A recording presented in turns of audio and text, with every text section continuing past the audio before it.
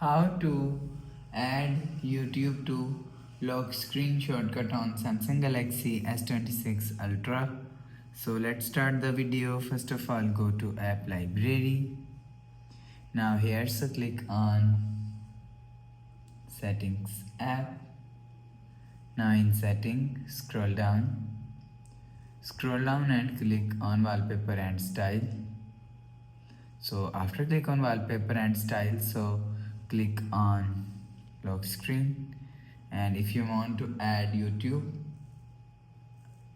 shortcut, so click on this shortcut and click on no app.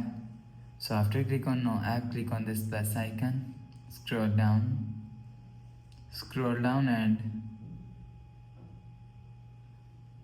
you will see YouTube is here, so click on YouTube.